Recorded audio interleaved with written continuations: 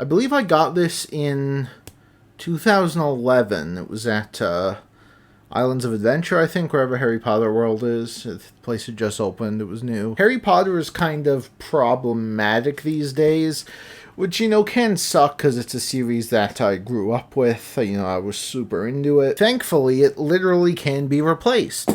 Now we can talk about a better series involving a wizard named Harry. First off, I will say I know that the gaps between videos has been a bit longer than it normally is. I would give you the boring excuse saying I'm just, a bit busier than I usually am currently, but I would be lying. It's Slay the Spire, right? I know I'm 6 years late, but I've been playing a lot of Slay the Spire. The game is incredible. I can't get enough of it. I need help. Because it's a game I gotta, focus on. I can't even, listen to an audiobook while I play it. Anyway, today, finally returning to the Dresden Files. If you remember, this was a year and a half ago. I made a video on the first book, Stormfront, and I promised to update you all once I had gotten a significant way through the series. Going to be talking about the first 6 books today, giving you a brief synopsis and review of them, and just my overall thoughts on how the series has been going thus far. So I say we just jump into it, yeah?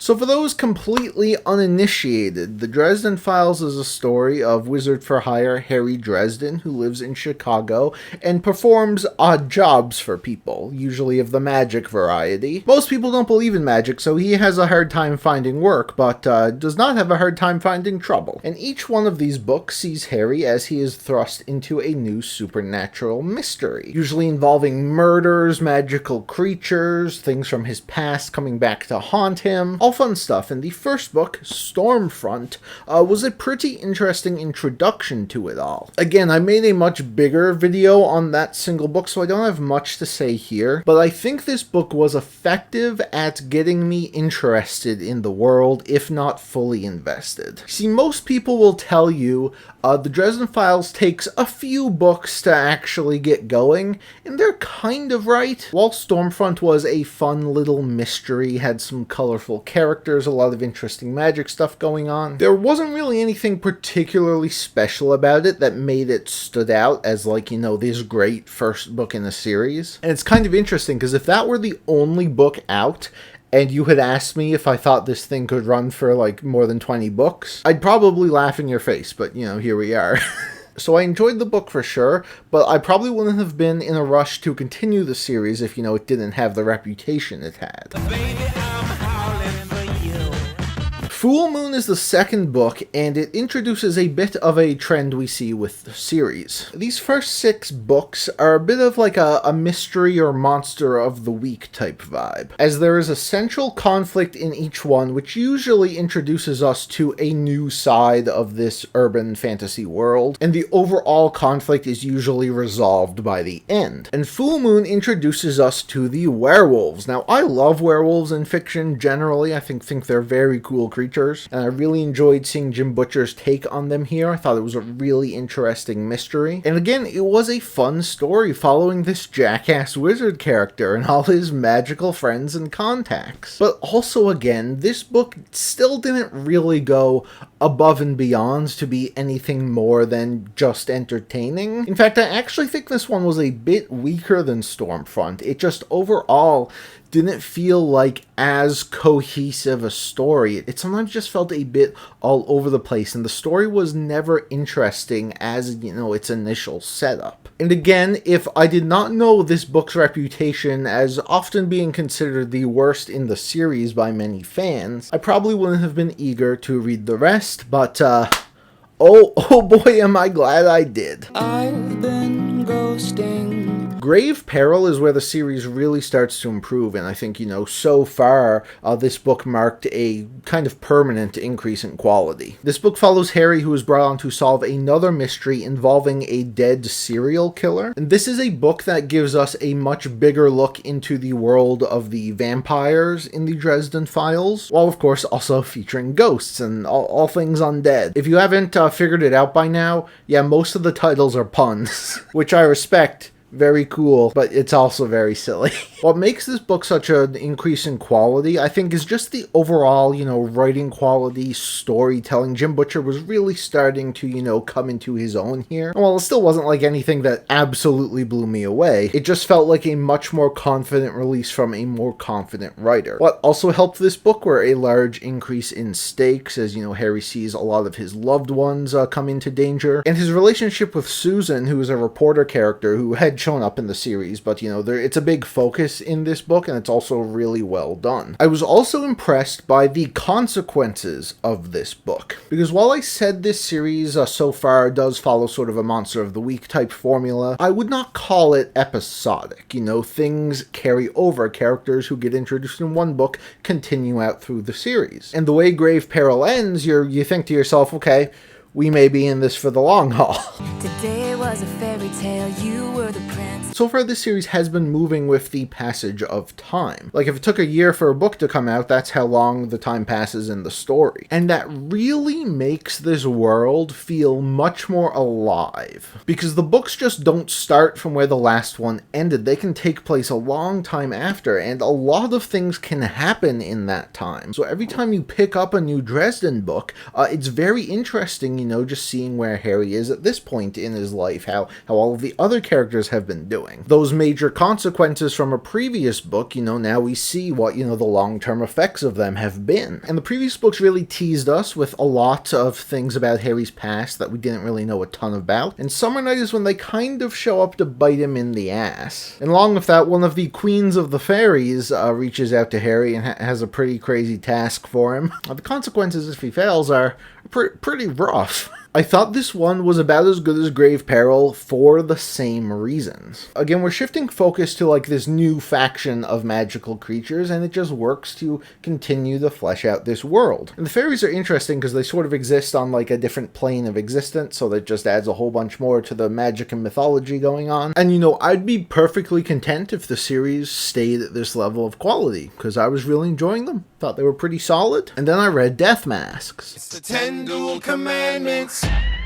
Death Masks, to me, indicates another big increase in quality for the series. While it does still introduce new elements, fleshing out the world, a lot of this book focuses on, dealing with the consequences from previous ones. And it made me realize just how well this world had been set up to this point. All the characters, all the moving pieces, to the point now where characters you know and love can just show up and, be awesome.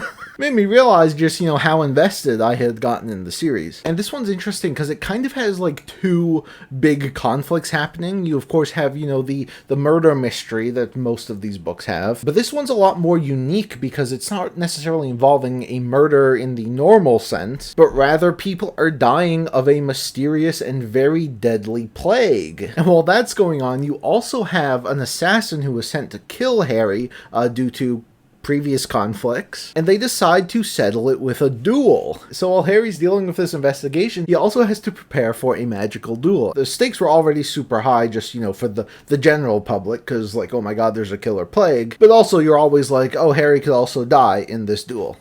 Great. This book also involves like the normal mob. There are like human villains in these books too.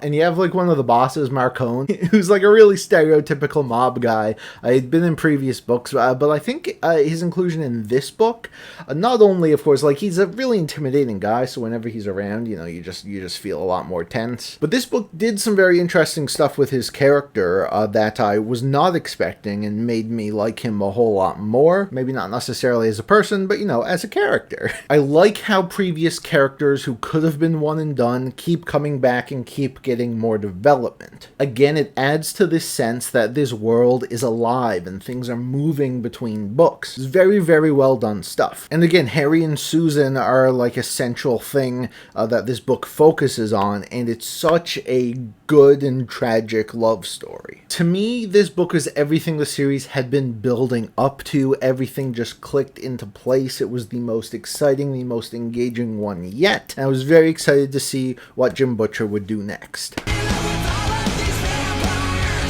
So there is tomfoolery afoot on this pornographic film set, and one of Harry's vampire buddies, Thomas, basically recruits him to to watch over it and make sure no one dies. For the first half of Blood Rites, I was just kind of confused, because we go from like this crazy world-ending scenario in the last book to like Harry hanging around a porn set and talking to all the stars. I was enjoying it, you know, I thought it was like kind of a nice change of pace just to add a bit more humor to the series, but I was still just kind of confused what this book was doing.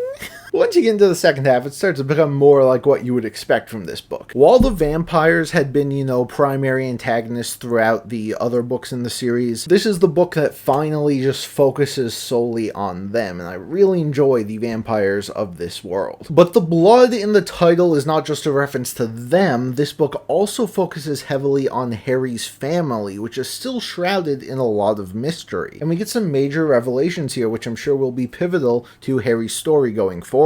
This book also has a heavy focus on Harry's friendship with Karen Murphy, who is a detective who is in all of these books, is usually a pretty major character, and I've always really enjoyed their relationship and banter. Harry, of course, is kind of a sexist prick. He does mean well, but like sometimes, man, bro needs to be put in his place, and you can always count on Murphy to do so. I found their banter in this book to be especially hilarious, and I'm very interested in how their relationship is going to be going forward. So while I did not enjoy this one as much as Death Masks, definitely still on like a Grave Peril Summer Night level, and that is where I currently am. Can I call this one of my favorite series yet? No, but it is one I am greatly enjoying, and I'm especially enjoying seeing how it continues to build upon itself and improve. And from what most people say, there is still a lot of room for growth. So it goes without saying, I mean, I own the full thing. I will definitely continue with the Dresden Files. Probably take a bit of a break for now, but my plan is to read the next 6 books, make a video, and the 6 books after that.